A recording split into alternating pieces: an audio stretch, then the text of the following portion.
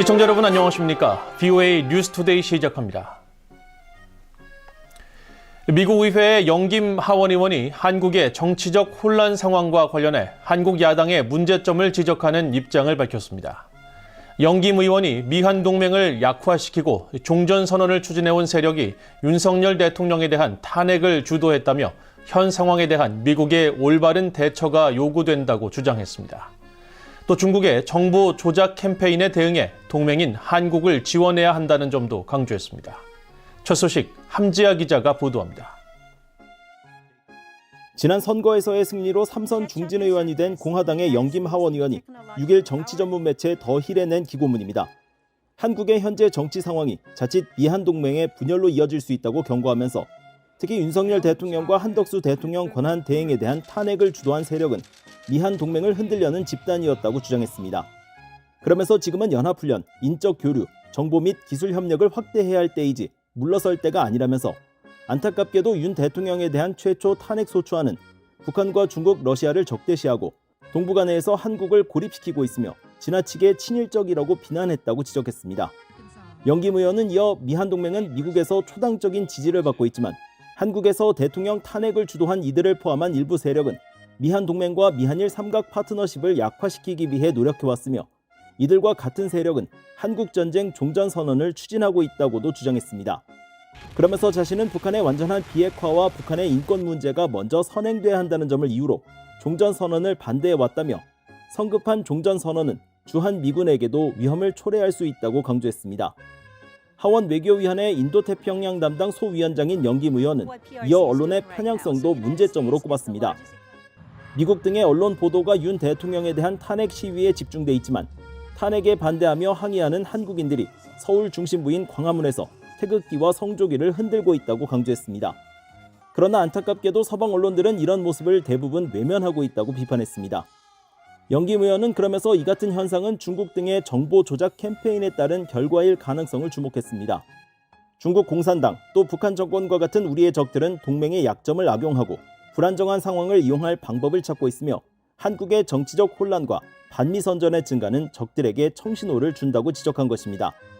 이어 중국 공산당의 악의적인 영향력은 날이 갈수록 대담하고 뻔뻔해지고 있다면서 우리는 이에 대응하고 동맹을 지원해야 한다고 강조했습니다. 한국에 대한 중국 정부의 영향력 강화 시도는 다른 의원들도 우려를 제기해온 사안입니다.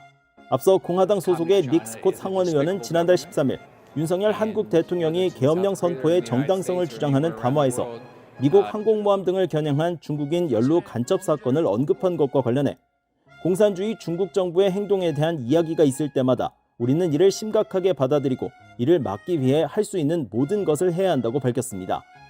이와는 대조적으로 일부 의원들은 한국 내 정치적 혼란이 윤 대통령의 계엄 선포로 촉발됐다는 입장을 보이고 있습니다. 미국과 한국의 외교장관들이 북한의 탄도미사일 발사를 강력히 규탄하고 미국은 한국에 대한 방위 공약을 재확인하면서 북한에는 안보리 결의 이행을 촉구했습니다. 토니 블링컨 미국 국무장관은 6일 한국 서울에서 조태열 한국 외교부 장관과 회담을 가진 뒤 기자회견에서 자신의 방안 중에 이뤄진 북한의 탄도미사일 발사를 규탄했습니다. We've enhanced, as you heard the minister say, our extended deterrence, the United States commitment to defend our allies with the full range of our conventional and nuclear capabilities, as well as our ability to coordinate and respond to DPRK aggression, including through the Nuclear Consultative Group. We condemn the DPRK's missile launch just today. 블링컨 장관은 이어 북한의 도발은 미한일 3국 공조를 심화시켰다면서 특히 미한일 3국 연합훈련과 탄도미사일 발사 실시간 정보 공유를 강조했습니다. 또 지난 4년 동안 북한과 마주 앉아 전제 조건 없이 대화하기 위해 여러 차례 노력했지만 우리가 실질적으로 얻은 유일한 반응은 미사일 발사 등 점점 더 도발적인 행동뿐이었다고 비판했습니다. 조태열 외교부 장관도 북한의 탄도미사일 발사를 규탄하면서 미국과 한국은 빈틈없는 연합 방위 태세와 확장 억제 강화를 통해 북한의 어떠한 도발 가능성에 대해서도 철저히 대비하고 단호히 대응해 나가기로 했다고 밝혔습니다. 미국 인도태평양 사령부는 북한의 중거리 탄도미사일 발사와 관련해 미국은 북한의 탄도미사일 발사 행위를 규탄하며 더 이상의 불법적이고 불안정한 행동을 자제할 것을 촉구한다고 밝혔습니다. 인도태평양 사령부는 6일 성명을 통해 우리는 북한의 탄도미사일 발사를 인지하고 있으며 한국, 일본 등 기타 영내 동맹국 및 파트너들과 긴밀히 협의하고 있다고 강조했습니다. 또 이번 발사는 미국인이나 미국 영토, 동맹국에 즉각적인 위협을 가하지 않는다고 평가하면서도 우리는 상황을 계속 주시할 것이라고 밝히고 이어 한국, 일본에 대한 미국의 방위 공약은 철통 같다고 재확인했습니다. 북한이 중거리 탄도미사일급 초음속 추정 미사일을 발사했습니다. 미국의 전문가들은 요격이 어려운 것으로 알려진 극초음속 활공체 역량 확보 여부가 중요하다고 지적하면서 북한이 관련 역량을 확보할 경우 영내 미군에 큰 우려 사안이 될 것으로 진단했습니다. 조은정 기자가 보도합니다. 북한이 한반도 시간으로 6일 평양 일대에서 중거리급 탄도미사일 한 발을 발사했습니다. 지난해 11월 이후 약 2달여 만의 도발로 한국 합동참모본부에 따르면 미사일은 약 1,100km를 비행한 후 동해상에 탄착했습니다. 한국 군 당국은 이 미사일이 3,000에서 5,500km의 중거리급 엔진이 장착된 것으로 판단하고 북한이 지난해 3차례 시험 발사한 극초음속 미사일의 개량형일 것으로 추정했습니다. 미사일 전문가들은 이에 대해 중거리 탄도미사일 위협 중 가장 중요한 요소는 속도가 아닌 비행 궤적이라며 극초음속 활공체 역량 확보 여부에 주목해야 한다고 지적했습니다. Part of this is the games that the North Koreans play in calling all these different things, quote, hypersonic missiles, unquote. So you don't even have to have a fancy reentry vehicle on an IRBM to be, quote, hypersonic, unquote.